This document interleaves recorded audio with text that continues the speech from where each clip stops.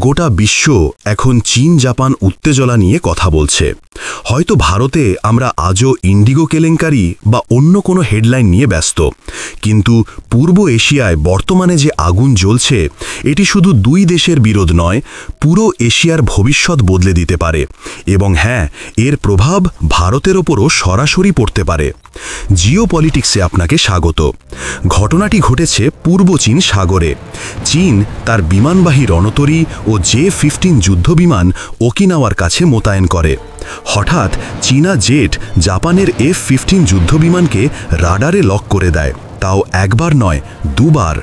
এখানে বিষয়টি বোঝা জরুরি। রাডার লক মানে শুধু শনাক্ত করা নয়, যে কোনো মুহূর্তে ক্ষেপণাস্ত্র ছুড়ে ভূপাতিত করার প্রস্তুতি। চীন চাইলে একটি বোতাম চাপলেই জাপানের যুদ্ধবিমান উড়ে যেতে পারত। এটি সামরিক ভাষায় সর্বোচ্চ উস্কানি। আপনি হয়তো বলবেন, জাপান কিভাবে বুঝল তারা টার্গেটে?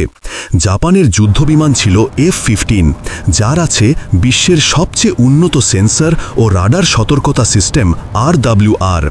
এই সিস্টেম আগেই জানিয়ে দেয় শত্রু আমাকে ট্র্যাক করছে নাকি সরাসরি ক্ষেপণাস্ত্র লঞ্চের জন্য লক করেছে।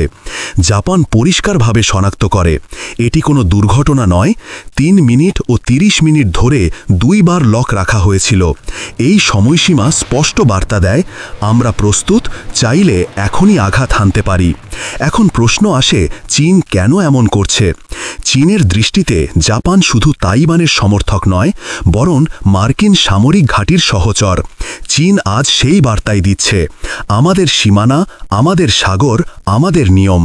তারা প্রকাশ্যে জাপানকে জানিয়ে দিয়েছে, তাইওয়ান ইস্যুতে কোনো হস্তক্ষেপ সহ্য করা হবে না। এই সঙ্গে একটাই কথা মাথায় আসে, মার্কিন যুক্তরাষ্ট্র কোথায়? এটাই পুরো ঘটনার সবচেয়ে বিস্ফোরক অংশ। জাপান আশা করেছিল আমেরিকা অন্তত একটি বিবৃতি দেবে, কিন্তু ডোনাল্ড ট্রাম্প প্রশাসন সম্পূর্ণ নীরব। জাপান এটা বুঝতে পারছে, আমেরিকা এখন আর আগের মতো এশিয়ার নিরাপত্তা বাহক নয়। চীন মার্কিন সম্পর্ক এখন আর প্রতিযোগিতা নয়, G2 সহাবস্থানের দিকে এগোচ্ছে। জাপান বহু বছর ধরে আমেরিকার ওপর নিরাপত্তা নির্ভরতা রেখেছে, কিন্তু আজ বাস্তব শিক্ষা স্পষ্ট, নিজের সুরক্ষা নিজেকেই নিশ্চিত করতে হবে। এরপর কি? ভবিষ্যতে কি হতে পারে? জাপান দ্রুত তার সামরিক শক্তি বাড়াবে, আড়ালে পারমাণবিক সক্ষমতা তৈরি শুরু করতে পারে। কোয়াডের মধ্যে বিশ্বাসের সংকট তৈরি হবে। পূর্ব এশিয়া হয়ে উঠবে নতুন মিলিটারি হটস্পট।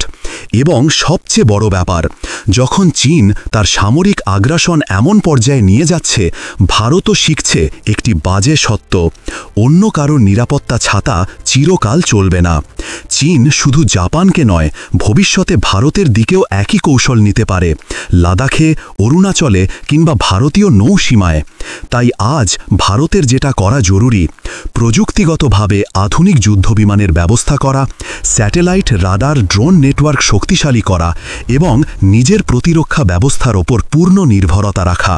কারণ আন্তর্জাতিক সম্পর্কের নতুন বাস্তবতা, বন্ধু থাকবে কিন্তু নিঃশর্ত রক্ষক কেউ নেই।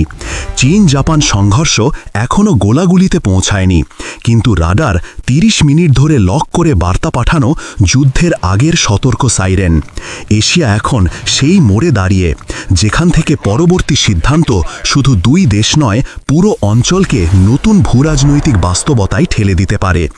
আপনি কি মনে করেন জাপান ভবিষ্যতে আমেরিকার ওপর নির্ভর না করে নিজের পারমাণবিক প্রতিরক্ষা শক্তি গড়ে তুলবে? কমেন্টে জানাতে ভুলবেন না।